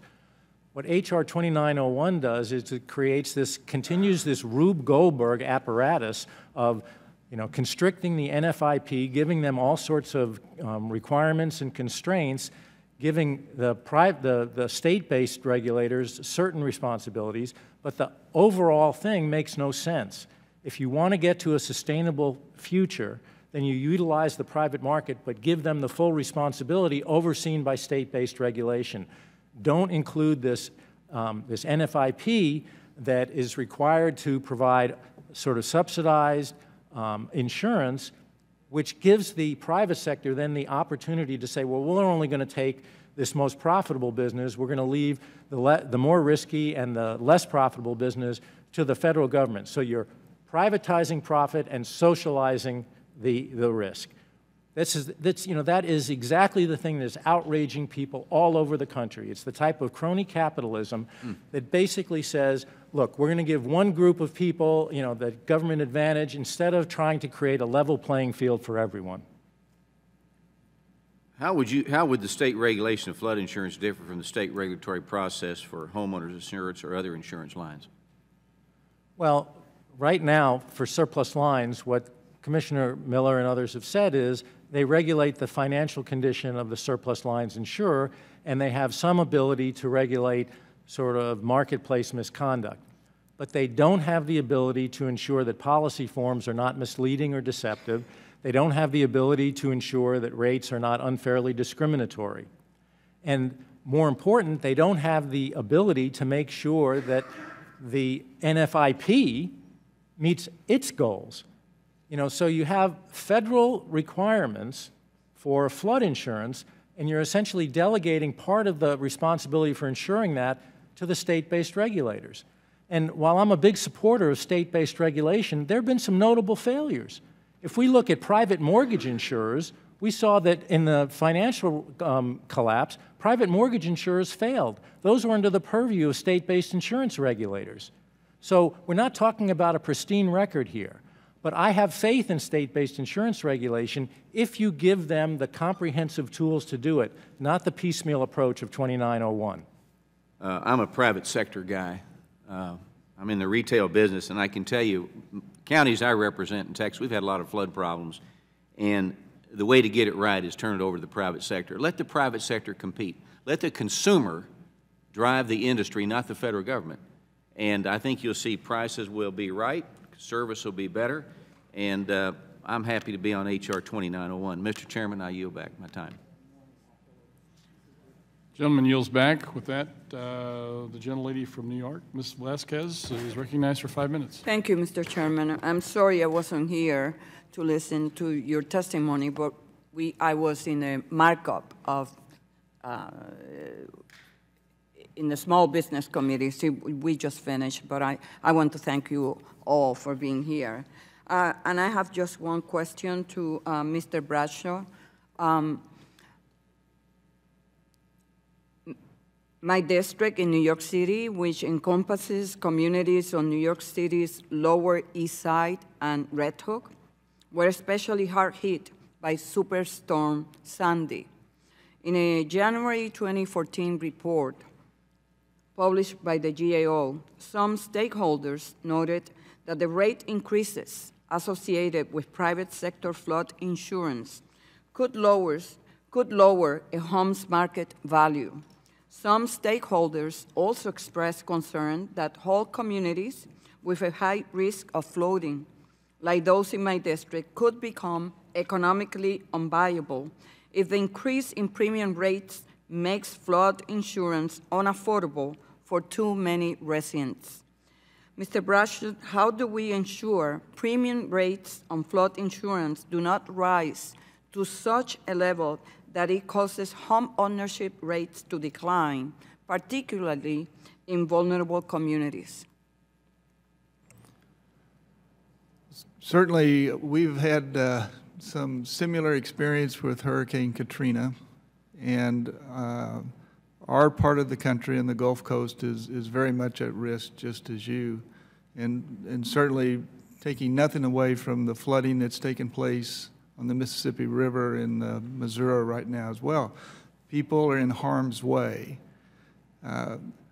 We look to committees such as this to make sure that those folks that need help in order to maintain their property values, in order to continue to make a living, to continue to have access to home ownership, and that from that perspective, there seems to me to be a parallel between what FHA does in the home mortgage business and what NFIP does into the flood business. There are, in our part of the country, Port Fourchon is one example, which carries 25 to 35% of the petrochemical business from the Gulf up to the mainland. There are reasons that has to be there. People have to work there, so that very well may require some subsidization of premiums for people in that area. It's very important. I'm not sure that I know how to do that. I know that what we have right now has created $23 billion in debt, and that if we fail to plan for the next event, if there is an event, then we will merely re-experience what we have today. So we're very eager to help protect the consumer. We're very eager to be very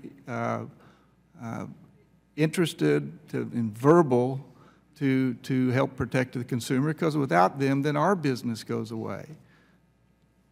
Thank you. Gentlelady yields back. With that, we go to the gentleman from Texas, Mr. Green.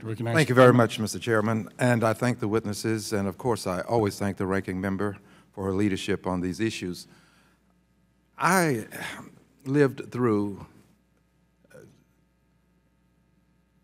Katrina, and it's inappropriate to say I lived through it because I wasn't actually there. Excuse me, this may be the president calling. I wasn't actually there. It's not the president. Okay. So I won't take the call. I wasn't actually there, but I arrived shortly thereafter, and I saw the tragedy that was left behind. I went to Sri Lanka after the tsunami. I was in the Philippines after Haiyan. And I know what this looks like, the aftermath. And it's not a pleasant sight, to say the very least. And I'm being quite euphemistic. Here is the question that I have for you, dear friends. Are you indicating that if we had this system in place pursuant to 2901, that we would not have expended the billions of dollars that we had to expend after Katrina, that this would eliminate the necessity for the federal government to step in? It's an important question for me and my constituents. Yes, sir, if you would. So the answer to that is 2901 would not have prevented any of the problems that you just described, because 2901 would continue to leave the NFIP with those policies in high-risk areas. They would continue to have the NFIP charging inadequate rates. It would continue to have subsidies for people who don't need them. So you'd still have the same problem you would today. And as a matter of fact, it would be worse, because the NFIP, instead of broadly averaging its rates and getting revenue for policies in lower risk areas, it wouldn't even have had that revenue. So the situation would be worse today if 2901 had been in place. If our proposal of having the private sector provide the flood insurance, then the $23 billion would not be there today if our system had been in place. On the question of the billions that we currently find ourselves indebted to, I suppose, the Treasury, would would we still have that $23 billion debt if we had 2901 in place? Well, yes.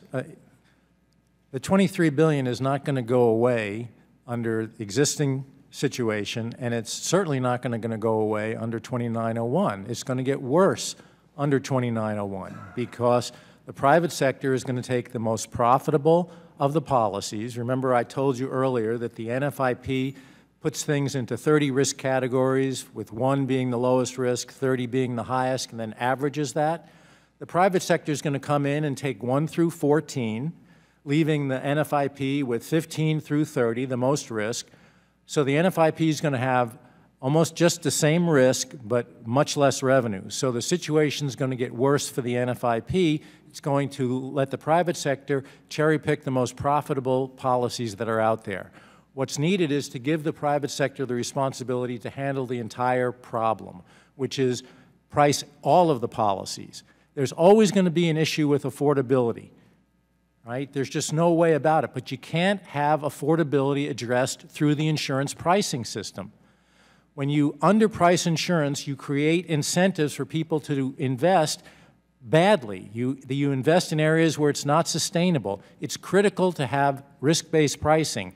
It's also critical to have financial assistance delivered in the form of loss mitigation. Instead of giving people a grant to pay for the insurance, give them money to mitigate their homes so that they're less exposed to flood. Reduce the cost of flood insurance by reducing the exposure. That's where the target of federal expenditure should be. The delivery of the insurance should be in the private sector. Thank you. I will yield back the balance of my time.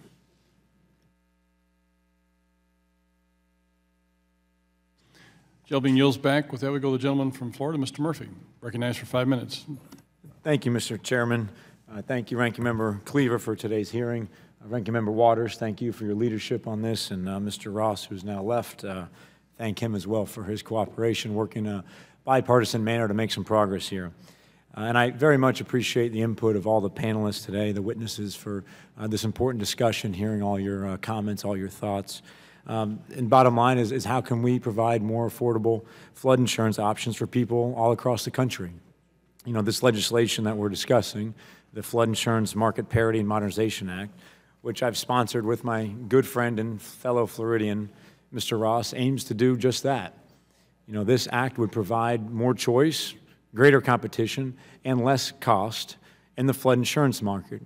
It would accelerate the development of more flood insurance options by allowing policies accepted by the state to satisfy mandatory coverage requirements under the NFIP. You know, when Congress passed the National Flood Insurance Act, its intention was that insurance companies would provide flood insurance coverage for the American people. And when the legislation that was recently updated under the Biggert-Waters Flood Insurance Reform Act of 2012, that intention was in fact reaffirmed.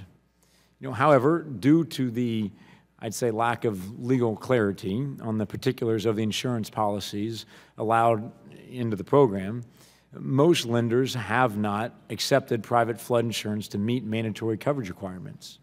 You know, this bill would solve this problem by providing a simple and clear definition of private flood insurance accepted for the mandatory coverage under the program, consistent with the successful regulation of other forms of insurance in the marketplace.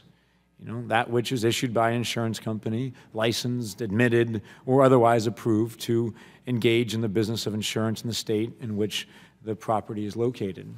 You know, I believe there will always be a need for the NFIP program, but there's more than enough flood risk out there that can be written right now by the private insurers that are willing to do so, you know, whose capability will not only continue to advance with the growth of new technology and modeling. You know, ensuring access to private flood insurance choices will help reduce the risks to which taxpayers are exposed under the federal program, and especially because flood insurance coverage is mandatory in many areas, customers need more competition and options in the flood market to make it more affordable.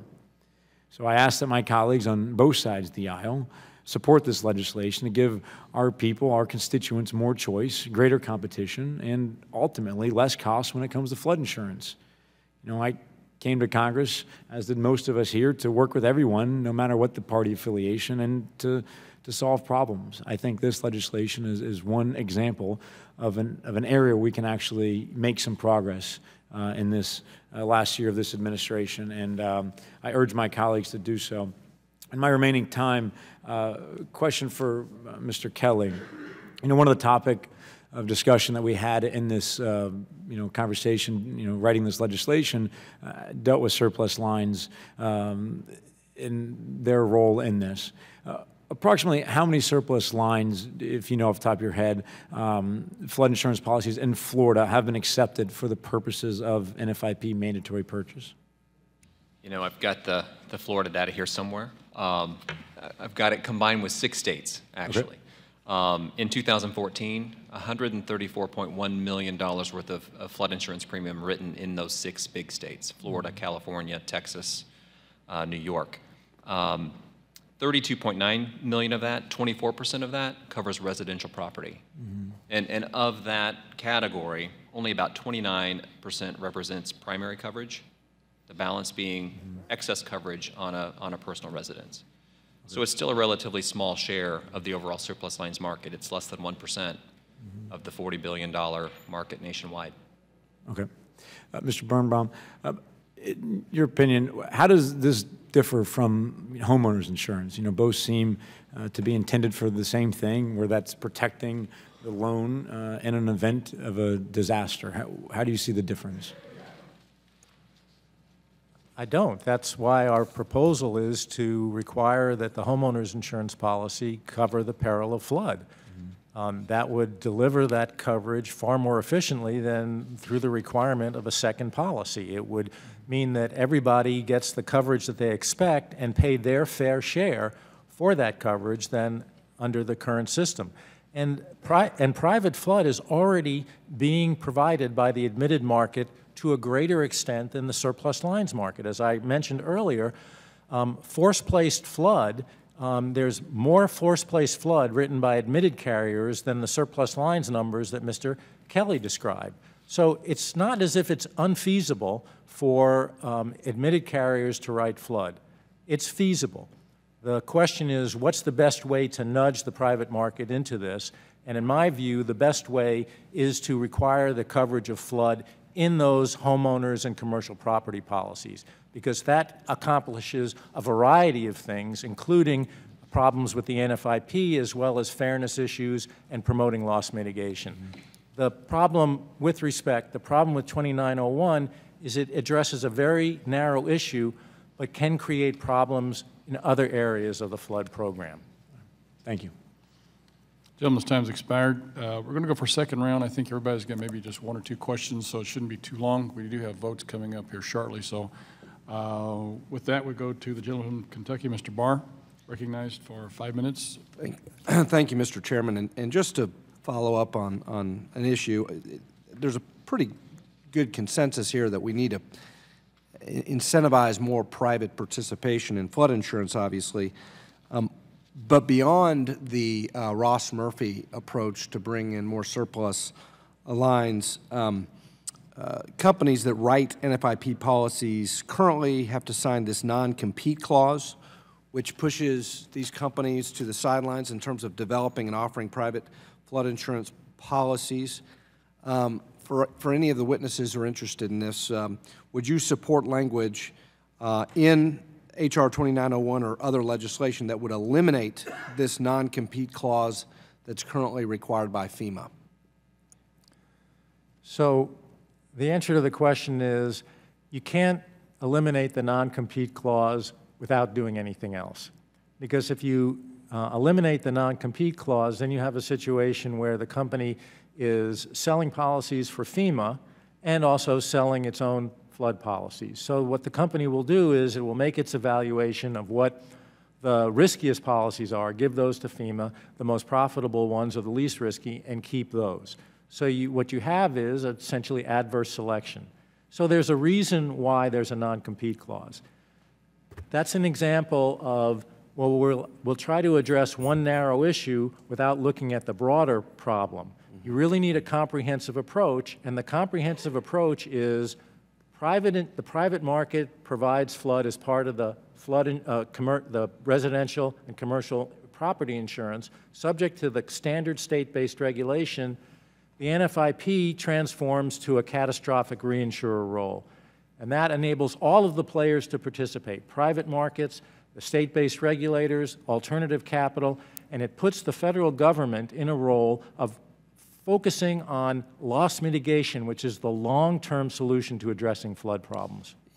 I'd love Mr. Kelly to respond, but it seems like in advocating the TRIA model, you're avoiding this adverse selection cherry-picking issue, but you still have a federal backstop in either model, and I'm just wondering which is the better model. Mr. Kelly, you want to weigh in on that? Just to respond to the right your own prohibition, I mean, I agree with your point, Congressman. I think that is one barrier that we're seeing to the standard market stepping in. If they're already involved in the right your own program, they can't offer their own standalone program. So we haven't taken an association position on that. That's not been an issue we've really focused on. But it clearly is a barrier that I think would get more standard carriers involved if it weren't there. Ms. Miller, do you have any thoughts?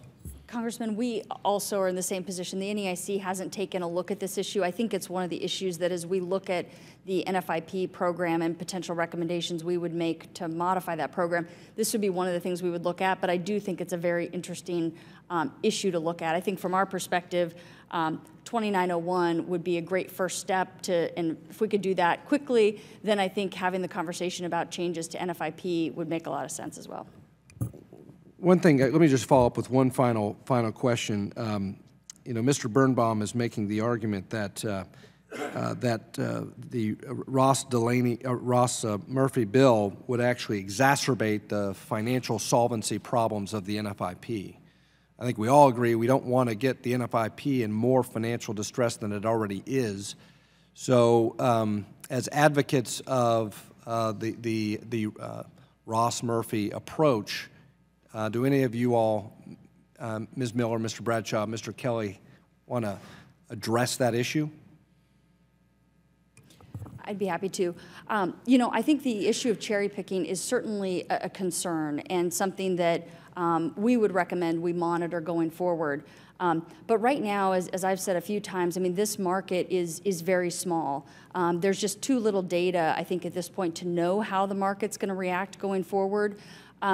So from our perspective, if this bill were enacted sooner rather than later, I think it would give us a chance to get more data and really observe how this market is going to perform going forward. And I think that does a couple things. I think, one, it gives us and all of us who are going to be looking at the NFIP program, it will give us more information to inform potential changes to that program. But also, from a state regulator's perspective, I think if we had more data, it will help us as we look forward and think about ways we might need to change our regulation to address this evolving market. So, but I think from our perspective, I certainly wouldn't want concerns about cherry picking to get in the way of us providing more options for consumers in this market. Mr. Kelly. Well, and I think back to that 1% category of properties. You know, we got to admit, no one's lining up to write those right away. And the thought of actually adding those types of coverages at a flood peril to that homeowner's general homeowner's policy, that's going to price them out of their home. So, in our opinion. So if we can focus on at least shifting some of the burden out of the program, you at least reduce the overall risk. That leaves you with then the category of the highest risk properties that perhaps a residual market is there to figure out. And it, in our mind, would allow the NFIP then to focus on what do you do about mitigating that risk? What do you do about preventing flood damage in those areas? So I just need to jump in real quickly and say it's absolutely crystal clear that this bill would allow surplus lines and encourage surplus lines insurers to cherry pick. I mean, it's obvious as the nose on your face. The only policies that the surplus lines writers would do are the ones that they view as profitable. The NFIP has a variety of policies ranging from less profitable to more profitable, and what will happen is they'll be left with the less profitable policies, the highest risk policies, and less revenue to do it. There is no question this bill will lead to greater financial problems for the NFIP. And I'm really surprised that the other panelists are not acknowledging that. Yield back. Gentleman's time has expired. With that, we go to the ranking member, gentleman from Missouri, Mr. Cleaver, for some follow-ups. Thank you, Mr. Chairman. And again, before we close out, I want to thank you for the vision of trying to get this done much earlier than we normally try to get critical legislation through. I just have one question, you know, my son's in school outside of Los Angeles, and I go out and I see all these houses built, you know, on cliffs. You know, like I dare you to rain and wash my house down the cliff. And because I'm on this committee, I'm always angry driving through there and saying little words as I drive. But those are usually wealthy people. The chairman and I, and Ms. Waters, we were in the 9th Ward just a few months ago, and Ranking Member Waters and I were there just a few weeks after Katrina. I had a son in college down there at the time, and it was just decimated. And the actor from Missouri, Brad Pitt, raised a lot of money, and they've rebuilt the 9th Ward. Most of the houses are now on stilts. But the people are still there. And these are not rich people. These are poor people. That ward was and still remains a low-income ward, although people, you know, they go to work every day. Do we expect, would any of you believe that it's practical to expect that poor residents, low-income residents, could actually pay the full risk rate for private insurance, or do they get left out? So the answer to that is they can't pay the full risk rate if there's no loss mitigation. If they're in a high-risk area and they're paying the full risk rate, then no, they're not going to be able to afford it. But they wouldn't be able to afford a surplus lines policy either. But the question is then, where do you want to spend your federal dollars? Do you spend your federal dollars to subsidize that policy, or do you spend your federal dollars on loss mitigation that reduces the exposure for that homeowner and thereby reduces the premium? If you just simply subsidize the rate, then you set the table for future claims, repetitive claims. If you spend the federal dollars instead as an investment in loss mitigation, then you reduce that exposure, you reduce the claims down the road, you reduce the disaster relief. So the model has got to be, let's spend federal dollars on loss mitigation as a way to make the insurance more affordable instead of subsidizing the rates.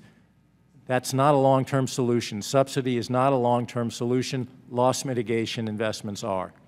Yeah, that would be a FEMA issue and not necessarily one that we would have to deal with, the mitigation issue. Well, they go together, Congressman. You can't tell the NFIP to offer subsidized rates and then say, invest in loss mitigation. Well, they do in the real world, but this ain't the real world. I mean, I would like for it to be, but that's just not the way it is. I mean, I understand exactly what you say, and I agree with what you are saying if we were in the real world. You have the power to create that real world. Thank you. Mr. Bradshaw. Just very quickly, there's been as you know, Congressman, there's been a huge investment in the levee system in New Orleans, which we appreciate significantly. There's a huge modernization of the levee system in New Orleans. So when you live behind a dam, you have to be always conscious and always vigilant if the dam starts leaking. So the National Flood Insurance Program is a very important program in order to help those folks that do need help to maintain affordable housing. We're very, very much in favor of that. Thank you.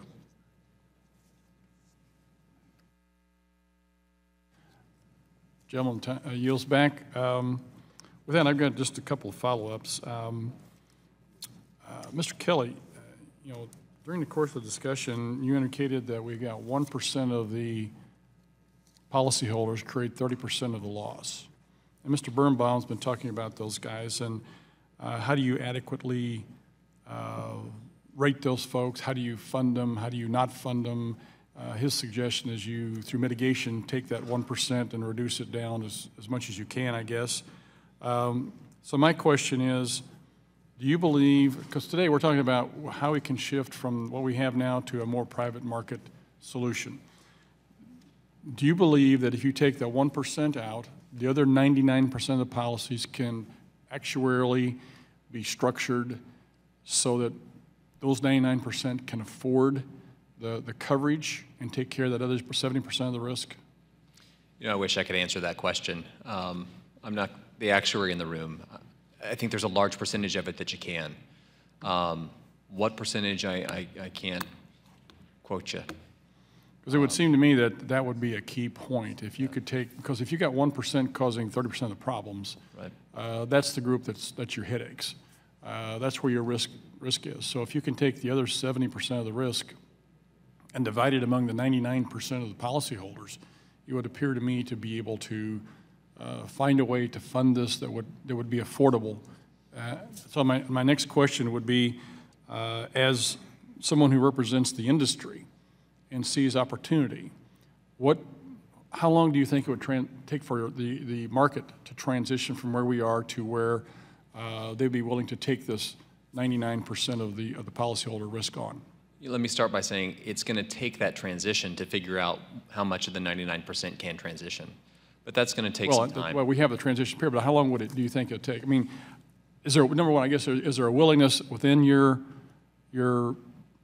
companies and the capacity to take this on in a 2-year, 5-year, 10-year, 20-year window? What would you anticipate being something that would be reasonable for the companies to be able to do their due diligence, get their mapping correct, get their modeling correct, so that they could see where they could come in, make it a part of a homeowner's policy, as Mr. Birnbaum suggested, which I quite frankly like. Where would you think, how long do you think it would take?